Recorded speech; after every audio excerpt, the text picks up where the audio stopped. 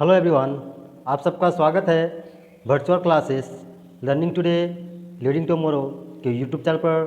Friends, मैं हूं आपका आकाश सर और मैं वर्चुअल क्लासेस में आपको एसएसटी पढ़ाने वाला हूं।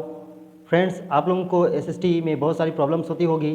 कई बार क्या होते होंगे कि आपको या इंटरेस्ट नहीं लगता होगा पढ़ने में, या फिर इसमें मार्क्स अच्छे नहीं आते होंगे, क्योंकि एसएसटी ही एकमात्र ऐसा सब्जेक्ट है आपके क्लास में जहाँ पर आपको एक साथ चार चार सब्जेक्ट्स इसमें पढ़ने होते हैं। हिस्ट्री पढ़ना है, ज्योग्राफी भी पढ़ना है, सिविक्स एंड इकोनॉमी सब पढ़ना है। लेकिन फिर भी क्या होता है कि ये सारे सब्जेक्ट आपको समझ में उतने अच्छे से नहीं आते हैं। तो माय डियर फ्रेंड्स, मैं हूँ आकाश सर और इस चैनल के थ्रू मैं आपको ये सारे सब्जेक्ट इतनी आसानी से समझाने वाला हूँ कि आपको मज़े के साथ साथ अच्छे मार्क्स दोनों मिलेंगे। आपको मज़ा तो आएगा, साथ ही साथ अच्छे मार्क्स आपके बोर्ड के एग्ज़ाम्स में ज़रूर आएंगे, क्योंकि हम यहाँ पर आपको हर तरह के हेल्प करेंगे जिससे आपके बोर्ड के मार्क्स अच्छे आने से आपको कोई नहीं रोक सकता। तो चलिए माय डियर फ्रेंड्स, शुरू करते हैं आज से हमारा यह सफ़र एसएसटी का जीरो से हीरो बनने तक का। फ्रेंड्स, इस वीडियो के कंटेंट में आपको मिलेंगे क्लास 10 के एसएसटी सब्जेक्ट को मैं इसमें पढ़ा रहा हूँ, सोशल साइंस सामाजिक विज्ञान, जिसमें history geography civics and economy आपको पढ़ना है, आपको मैं पढ़ाऊंगा। साथ ही साथ इसका फुल डिस्क्रिप्शन आपको मैं ज़रूर दूंगा। शॉर्टकट ट्रिक इसको याद रखने का मैं वीडियो के साथ साथ आपको बताऊंगा।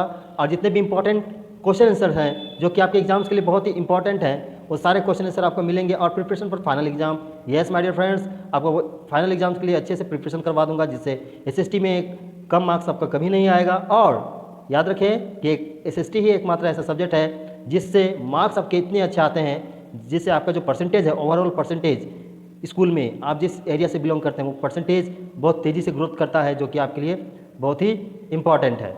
तो चलिए माय डियर फ्रेंड्स, शुरू करते हैं हमारा आज का पहला एसएसटी का यह वीडियो, जो कि क्लास 10 के लिए बनाया गया है। आप इस वीडियो को अंत तक जरूर देखें। अगर आप हमारे चैनल पर नए हैं तो चैनल को सब्सक्राइब करना ना भूलें, साथ ही साथ बेल बटन को भी प्रेस कर दें, और ताकि आगे आने वाली वीडियोस की नोटिफिकेशंस आपको यूं ही मिलती रहें। और माय डियर फ्रेंड्स, चैनल को अपने सभी स्टडीज़ ग्रुप में शेयर करना ना भूलें। तो आप देख रहे हैं virtual classes learning today leading tomorrow by Aakash sir.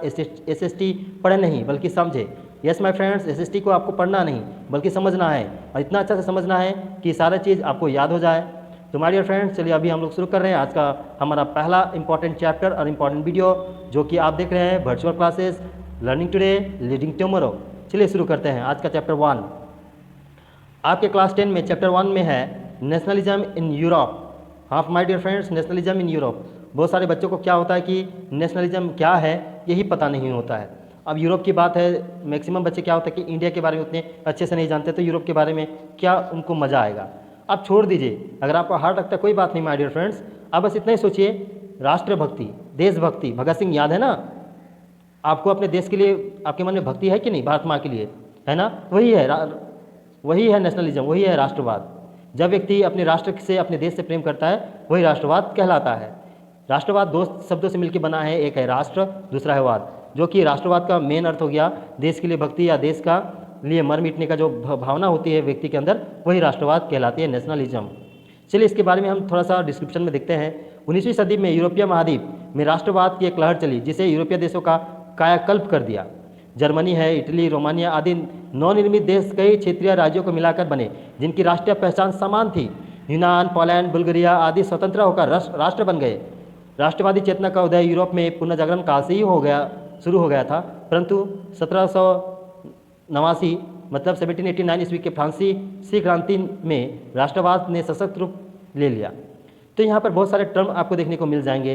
पहला है पुनर्जागरण, फ्रांसीसी क्रांति, राष्ट्रवाद, ठीक है। तो आपको यहाँ पर देशों के नाम जर्मनी, इटली, रोमानिया, यूनान, पोलैंड, इस तरह के, तो ये सब है टर्मिनोलॉजी माय डियर फ्रेंड्स, ये है टर्मिनोलॉजी। आपको एग्जाम में टर्मिनोलॉजी पर शॉर्ट नोट आते हैं, जैसे राष्ट्रवाद पर शॉर्ट नोट आएगा, तो डेफिनेटली जो डिस्क्रिप्शन में मैंने लिखा है उसी को लिखना है आपको। अगर आप इंग्लिश मीडियम से बिलोंग करते हैं, बहुत सारे बच्चे सोचते होंगे कि सर हम तो इंग्लिश मीडियम के हैं, तो ये मेरे लिए हेल्पफुल कैसे है? डोंट फॉरगेट, अगर आप इंग्लिश मीडियम से हैं तो हम आपको PDF नोट्स दे देंगे इंग्लिश में, और इंग्लिश में भी आपको यह वीडियो मिलेगी, दोनों हिंदी इंग्लिश दोनों में मिलेगी। तो आपको बस समझना है उस चीज़ को, और नोट्स करने हैं इंग्लिश में, अगर आप इंग्लिश मीडियम के बच्चे हैं, और उसको अच्छे से लिख करके आप उसको लर्न कर लीजिए। इतना आसानी से हमने यहाँ पर आपके लिए शॉर्टकट नोट्स भी तैयार कर रखे हैं। तो यहाँ पर पुनर्जागरण की बात हुई है, तो पुनर्जागरण मतलब रेनेसां। ये क्या होता है? जब यूरोप में नवजागरण हुआ, यूरोप के लोग किसी बात को तर्क वितर्क करके समझने लगे, तो वह पुनर्जागरण कहलाया। तो चलिए आगे बढ़ते हैं नेक्स्ट स्लाइड पर। तो ये जो चैप्टर है माय डियर फ्रेंड्स, यूरोप में राष्ट्रवाद का उदय, इस अध्याय की मुख्य बातें, मतलब जो चैप्टर है नेशनलिज्म इन यूरोप, इसमें आपको किन किन पॉइंट्स पे अच्छे से पढ़ाई करनी है। पहला है यूरोप में राष्ट्रवाद का उदय, कैसे वहाँ पर राइज हुआ, rise of nationalism in Europe, then फ्रांसीसी क्रांति मतलब फ्रांसीसी रिवोल्यूशन, उसके बाद नेपोलियन का शासन और उसके प्रभाव, the rules of Napoleon and his effects, Germany में राष्ट्र की स्थापना, इटली का एकीकरण, unity of the Italy, Britain की अलग कहानी है, बाल्कन का क्षेत्र, the Balkan reason and the साम्राज्यवाद और राष्ट्रवाद, कैपिटलिज्म एंड द नेशनलिज्म, इन सब के बारे में हमें अच्छे से इस चैप्टर में पढ़ना है। तो आप इसे ध्यान से देखिए और इसको फॉलो करें। आज मैं इसमें से कुछ ही पॉइंट्स आपको पढ़ाने वाला हूँ इस वीडियो में। कल की जो वीडियो आएगी इसमें आपको यह चैप्टर फिर आधे पढ़ने को मिलेंगे, 2-3 वीडियो में ये चैप्टर कंप्लीट होगा। तो आप हर वीडियो का हमारा देखिए, फोकस करें और हमसे जुड़े रहे। और माय डियर फ्रेंड्स, हमारे चैनल का नाम है virtual classes learning today reading tomorrow. हमें सब्सक्राइब करना ना भूलें, बेल बटन को भी प्रेस कर दें। तो चलिए आज का पहला पॉइंट मैं आपको पढ़ाने वाला हूँ राष्ट्रवाद। आपका यहाँ से पूरा का पूरा शुरू हो जाता है कि एग्जाम्स में कैसे आपको लिखने हैं, मतलब राष्ट्रवाद आ गया तो उसको आप कैसे एग्जाम में लिखेंगे। तो यहाँ पर से मैं आपको पूरा एग्जाम का पॉइंट ऑफ व्यू से बताऊंगा।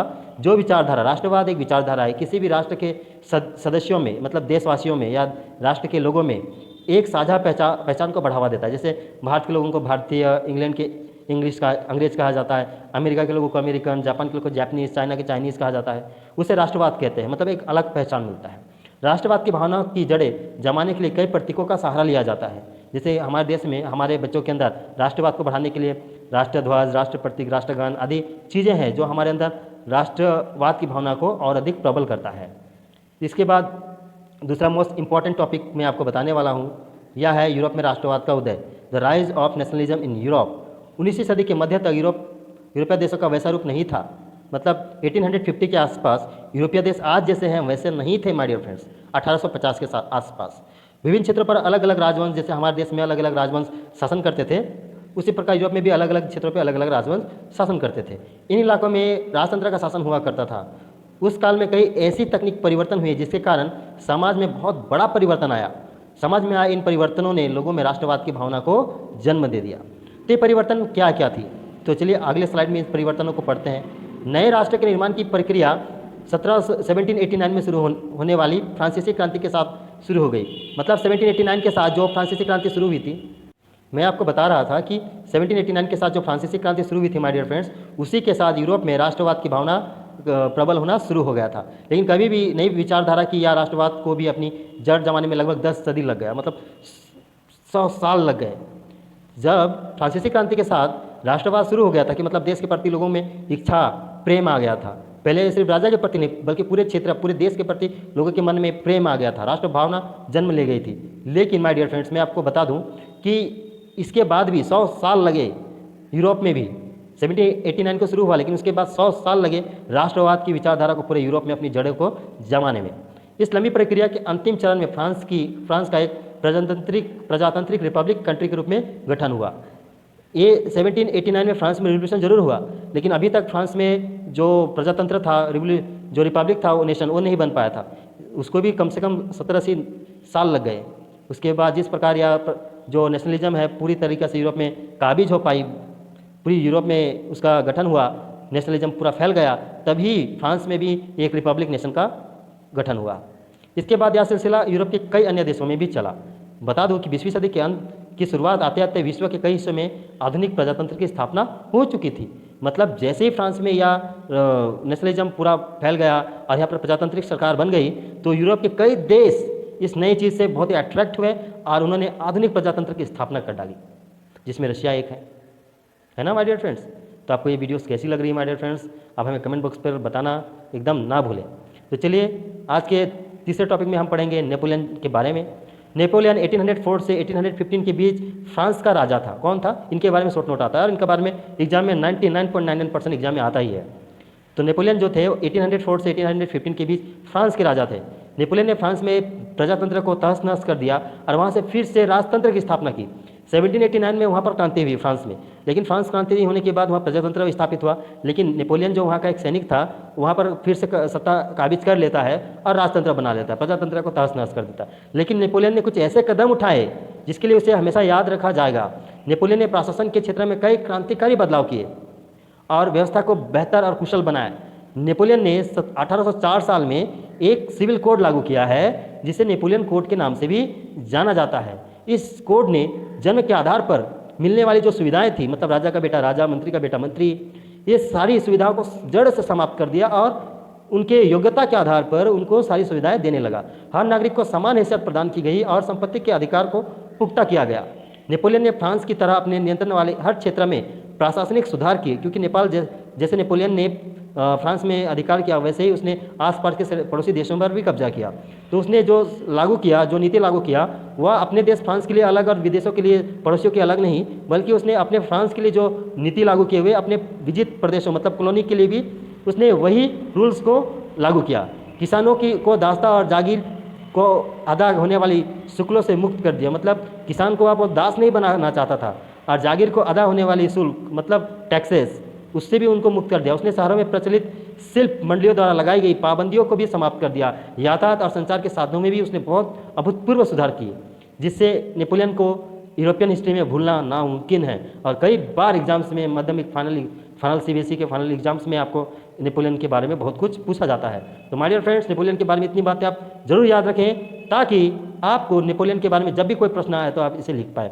अगर आप हमारे चैनल पर नए हैं तो आप हमारे चैनल को सब्सक्राइब कर दें, और अगर आप हमसे फेसबुक पे जुड़ना चाहते हैं तो हमारा फेसबुक आईडी है वर्चुअल क्लासेस 1, और इंस्टाग्राम चैनल का नाम भी वर्चुअल क्लासेस 1 है, जबकि हमारे यूट्यूब चैनल का नाम है virtual classes learning today leading tomorrow. हमारे वीडियो को सब्सक्राइब करना, चैनल को सब्सक्राइब करना ना भूलें, वीडियो को लाइक कर दें माय डियर फ्रेंड्स, और जितने भी आपके स्टडी ग्रुप हैं हमारे चैनल को वहाँ जरूर शेयर करें। तो आप देख रहे थे virtual classes learning today leading tomorrow. आप हमारे चैनल के साथ बने रहे, अपने प्रिपरेशन को जारी रखें, और किसी भी तरह की असुविधा के लिए हमें आप ज़रूर कांटेक्ट कर सकते हैं। कल जैसे मैं ये चैप्टर आपको आगे बढ़ाऊंगा वैसे ही आपको इससे क्वेश्चन आंसर भी मैं करवाऊंगा, तो हमारे साथ बने रहें और अपने प्रिपरेशन को मजबूत बना के रखें। Thank you.